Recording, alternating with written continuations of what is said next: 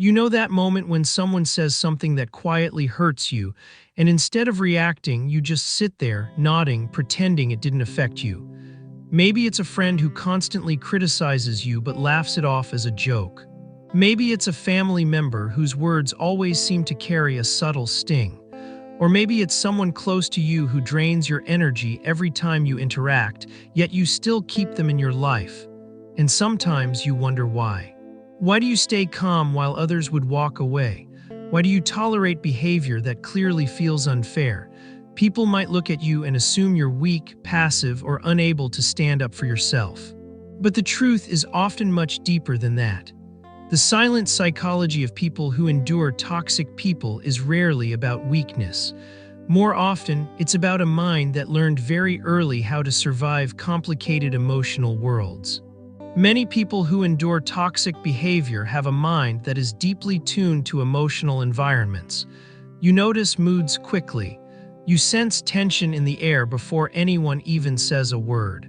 When someone becomes angry or dismissive, your instinct isn't always to fight back. Instead, your mind starts scanning the situation, trying to keep things calm. You might soften your tone, stay quiet, or change the subject.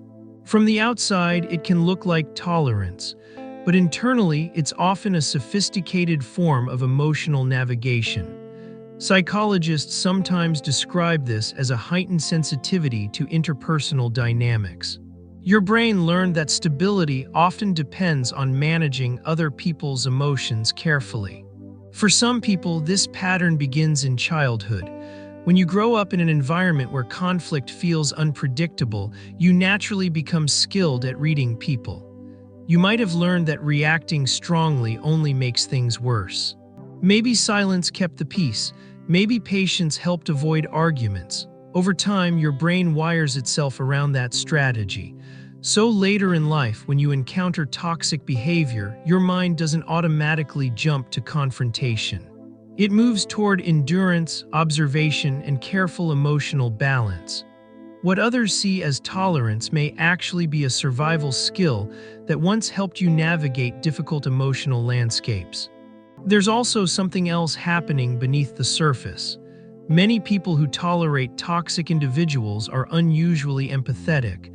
You don't just hear what someone says, you try to understand why they say it. When someone lashes out, your mind may instinctively search for the pain behind their behavior. Maybe they're stressed. Maybe they're struggling in ways they never talk about. This kind of empathy can be a powerful strength. It allows you to see complexity where others see only hostility.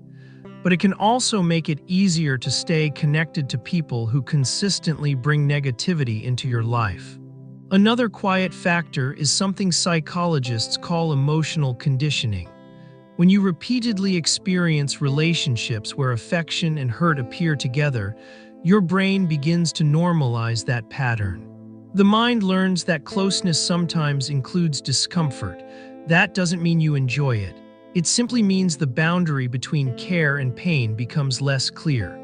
So when someone behaves in a toxic way but occasionally shows warmth, your mind may focus on the moments of connection.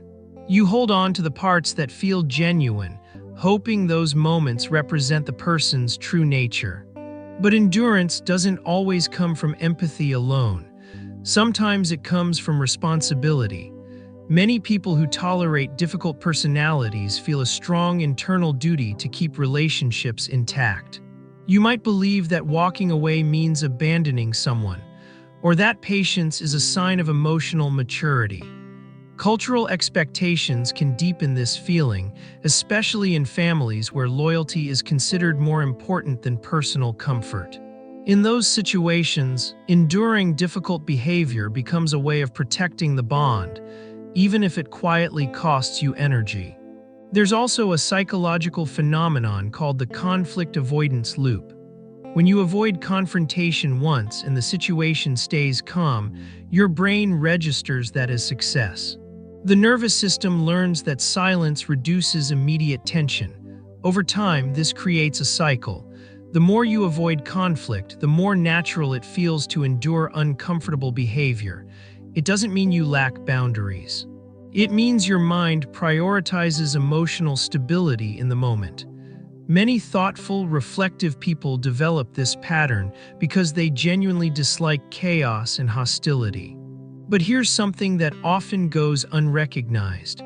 The ability to endure difficult personalities sometimes comes from emotional resilience.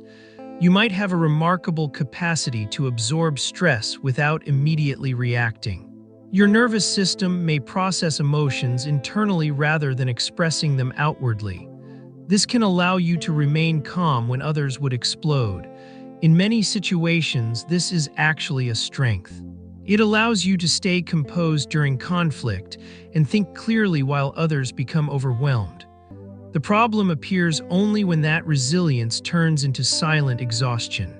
One of the most misunderstood aspects of enduring toxic people is that outsiders often misinterpret it. They might say you're too nice, too forgiving, or too tolerant.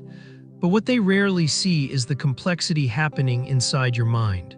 You may be constantly evaluating the situation, weighing the emotional consequences of every reaction. You might be thinking about the history you share with this person, the circumstances that shape them, or the impact your response might have on everyone involved. This kind of thinking is not weakness. It's the result of a mind that processes relationships with unusual depth. And here's the deeper shift that many people eventually discover. Enduring toxic behavior doesn't always mean you approve of it. Sometimes it simply means your mind values connection more than immediate emotional victory. In a world that often encourages quick judgments and sharp boundaries, some people are wired to approach relationships with patience and complexity. That patience can sometimes keep you in situations longer than you deserve. But it also reveals something profound about your psychology. Your mind believes that people are more than their worst moments, and that belief, while sometimes costly, is also deeply human. If you recognize yourself in these patterns, it doesn't mean there's something wrong with you. It simply means your mind learned to navigate relationships in a way that prioritizes understanding, stability, and emotional awareness. Enduring difficult personalities can be exhausting, but it also reflects a kind of psychological depth that many people never develop. The world often celebrates those who react quickly, who cut people off without hesitation, who protect themselves with sharp boundaries. But there are also minds that move differently. Minds that pause, observe, and try to understand the emotional landscape before responding. And if you're someone who has quietly carried complicated relationships while still trying to see the humanity in others, you're not strange for that. You're not alone either.